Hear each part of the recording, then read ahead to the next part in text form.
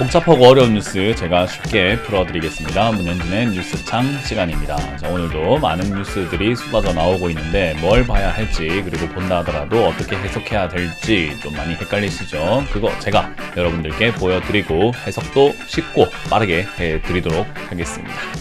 도움되신다면 좋아요와 구독 그리고 알람 설정까지 반드시 부탁드리면서 바로 출발해보도록 할게요.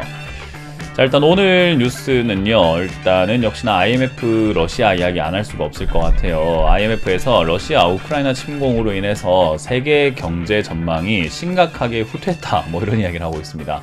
심각하게 후퇴했다는 게 어느 정도인지는 우리가 알 수가 없는데 일단 후퇴했대요. 그래서 세계 경제 성장률 전망치를 좀 낮췄다라고 하죠.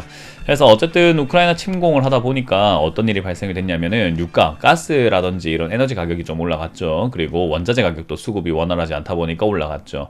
그리고 우크라이나는 뭐 세계 최대 밀 생산지라고 하잖아요. 그래서 밀 가격, 그러니까 곡물 가격도 치솟아 올라갑니다. 그래서 인플레이션에 또 굉장히 타격을 주다 보니까 금리가 올라갈 수밖에 없는 상황이 만들어진 거죠. 사실 금리를 좀 낮춰줘야 기업들이 돈을 원활하게 수급을 해서 기업을 좀 활동을 좀 할 것이고 경제가 좀 부흥이 될 수 있을 텐데, 금리가 올라갈 수밖에 없는 상황이 만들어져 가지고 기업이 조금 무너지는 걸 감안하더라도 금리를 올려야 된다면 결국 경제 침체가 올 수 있다라고 전망을 하고 있는 거죠. 그래서 이제 그런 부분 때문에 우리나라 성장률도 3%대가 아니라 2%대다라고 이야기를 하고 있고요. 거기다가 물가도 4%대일 것이다라고 예상을 하고 있는 만큼 사실은 금리가 올라갈 수밖에 없는 그런 요건들이 만들어지고 있지 않은지 조금 고민을 해봐야 될 것 같습니다. 그래서 일단 성장률 전망치를 3%대, 그리고 그 소비자 물가를 3.1%대로 예상을 했던 것과는 좀 다르게 2.5%로 성장률은 줄여버리고 소비자 물가는 4%대로 올려버린, 그러니까 상당히 조금 취약해진다, 너희 지금 돈 나갈 곳은 많은데 돈은 안 벌릴 거야 라고 하는 그런 저주와 같은 이야기가 나오고 있는 거죠. 그래서 이런 이야기가 나왔다라는 것 자체가 사실은 보고 에이 맨날 쟤들은 저렇게 경고만 하는 거잖아, 그냥 무시해도 되지 않을까 라고 넘어가도 될 것 같은데, 또 한편으로는 그래도 좀 찝찝합니다. 그래서 이런 부분들이 우리가 투자하는 자세로서는 어떻게 해야 되느냐, 그냥 우리가 먹고 사는 데는 에이 세계 경제는 맨날 힘들지 이러고 말면 되는데, 투자자의 자세로서는 이런 것들이 해결이 되나 안 되나가 되게 중요해요. 그러니까 우려감이 나왔다는 것 자체는 아니 땐 굴뚝에 연기 날냐, 그러니까 뭔가가 있으니까 우려감이 있는 거예요. 그러니까 그 우려감을 해소할 만큼의 뭔가 확실한 해결책이 나와준다면 우리는 투자하는데 안심하고 할 수 있단 말이죠. 근데 그게 아니면 어떻게 돼요? 투자하는데 신경을 좀 써야 된다는 거죠. 그래서 이런 부분들을 무시할 만한 정도는 아닐 것이다. 그러니까 이걸 어떻게 해결하는데 이제 우리가 지금 할 수 있는 것은 금리 인상밖에 없을 텐데, 금리 인상하고 나면은 역시나 가계 부채가 조금 괜찮은지를 지켜봐야 돼요. 그래서 이제 이창용 한국 총재 후보자도 결국 인기가 없다고 하더라도 나는 금리로 물가를 잡아야 되겠다라고 이야기를 하는 거죠. 금리를 올리게 된다면은 사실 물가 잡는 것은 당연한 이론상으로 맞는 이야기예요. 화폐 가치를 올리면서 물가를 잡아낸다 는 거죠. 왜냐하면 커피 한 잔의 가격이 2,000원이었는데 2,500원이 된다면은 돈의 가치가 떨어졌으니까 이제는 100원짜리를 20개 줘서는 안 된다, 1,000원짜리 지폐 2개로 안 된다, 500원 더 얹어줘, 이런 거거든요. 근데 화폐 가치를 올려버리면은 커피 가격이 올랐다, 커피 요즘에 너무 이렇게 구하기 힘들어, 근데 돈도 구하기 힘드네, 그럼 비슷한 가치로 우리가 교환해도 되지 않을까?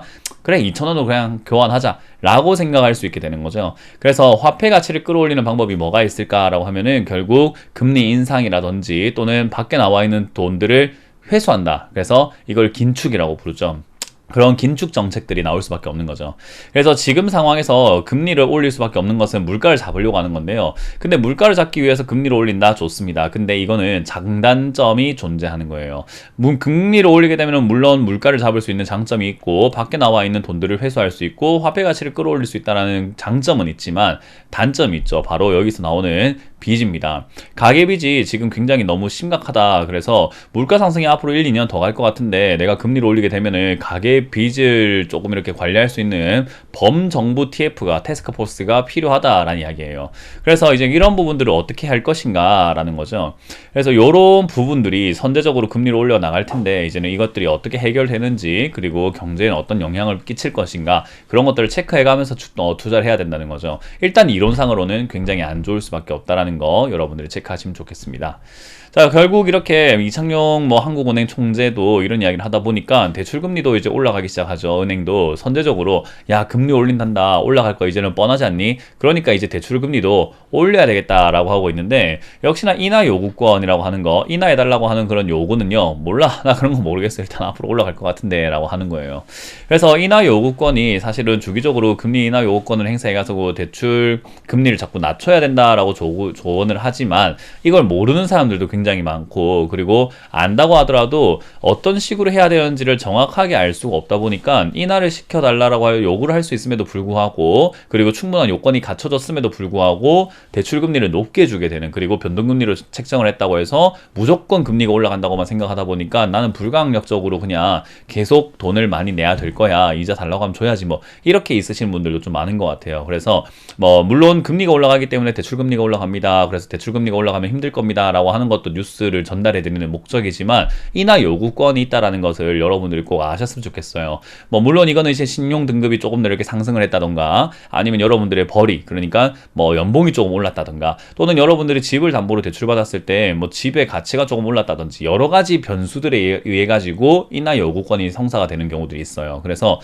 뭐 모두에게 해당되는 건 아니지만, 그래도 이 영상을 보고 계시는 분들 중에서 뭐 한 분이라도 인하 요구권을 통해서 금리를 낮출 수 있다면 그래도 모르고 있는 것보단 나은 거잖아요. 그래서 여러분들이 혹여나 대출을 이용하고 계시는 분들이 있고 이자가 좀 버겁다 생각하고 계시고, 그리고 인하 요구권에 대해서 몰랐던 분들은요, 여러분들이 대출을 해왔던 그런 은행에 인하 요구권이 있는지 정확하게 확인을 한번 해보고, 그걸 통해서 인하 요구를 해보시는 것도 하나의 또 방법이 되지 않을까 싶습니다. 어찌됐든 금리가 올라가게 되면 대출금리가 올라가서 힘들어지는 건 당연한 거기 때문에 투자 환경은 좋아지는 것은 아니다라고 봐야 되겠죠. 왜냐하면 금리가 올라가서 우리가 소비가 늘어나게 되고 이자가 많이 내게 되면 물가 올라가니까 소비가 증가할 것이고, 금리가 올라가니까 이자를 많이 내겠죠. 그렇게 되면은 우리가 돈이 나갈 때가 많은데 벌이는 어때요? 벌이가 그렇다고 해서 많이 증가하나요? 그렇지 않는다는 거죠. 그래서 나갈 돈은 많은데 들어올 돈이 별로 없어지게 되면 사람들은 주식 투자를 그만둘 수밖에 없어요. 왜냐하면 집을 팔고 나가기엔 너무나 버거워요. 이사 비용, 어디로 갈지,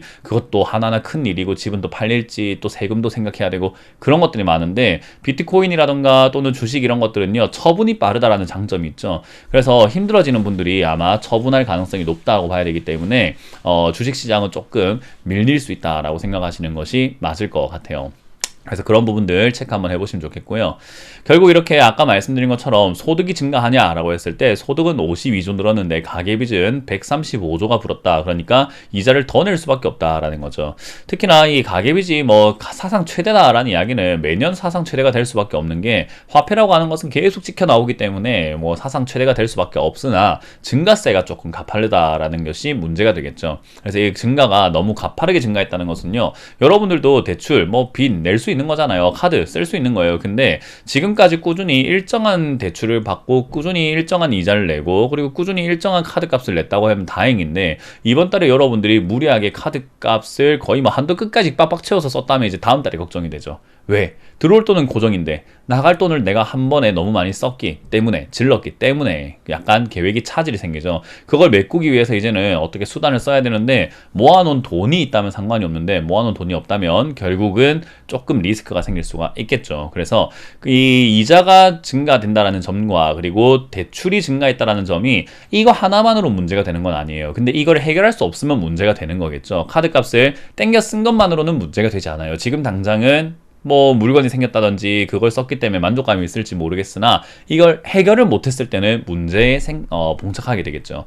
그래서 빚이 늘어났다는 것이 무조건 문제는 아니지만, 늘어난 것을 해결할 수 있느냐. 그렇기 때문에 제가 뉴스창을 진행하면서 여러분들께 계속 강조해드리는 것은, 안 좋은 뉴스들이 있고 이걸 해결된 것이 하나도 없는데 왜 벌써 낙관론을 펼치고 있냐라고 이야기를 하고 있잖아요. 그러니까 낙관론을 펼치기 전에는 이런 것들이 해결이 돼야 되는 거거든요. 그래서 해결이 되는지 안 되는지를 여러분들이 좀 체크하시는 것이 좋지 않을까 싶어요. 그래서 아직까지는 사실 해결된 문제들보다는 지금 봉착된 문제들이 훨씬 더 많아요. 해결할 문제가 많다라는 거죠. 그래서 투자자의 입장으로 바라본다면 이걸 해결을 잘 하느냐 하지 않느냐에 따라 가지고 내가 지금 베팅을 좀 걸어도 되느냐, 약간 고 외쳐도 되느냐가 결정이 나겠죠. 그래서 여러분들도 뉴스를 체크하실 때 뭐 사상 최대치더라, 무섭다, 괴롭다, 이거 안 좋은 좋은 거야, 에이 맨날 그랬으니까 지금 그냥 좋다고 생각할 거야, 이러지 마시고 해결이 되냐 안 되냐를 추적을 하자. 잘 하는지 안 하는지 체크를 하면서 해결이 되면 그때 투자를 과감하게 들어가야 된다라고 보시면 되겠죠. 자, 어찌됐든 이런 내용들 계속해서 나오고 있는데 뭐 여전히 좋은 내용은 별로 보이지 않습니다. 그렇기 때문에 여러분들도 주식시장에서 조금 더 조심하시는 것이 맞다라고 조언을 드리고 싶고요. 이렇게 마쳐보도록 하겠습니다. 지금까지 뉴스창 시간에 문현진 멘토였습니다. 고맙습니다.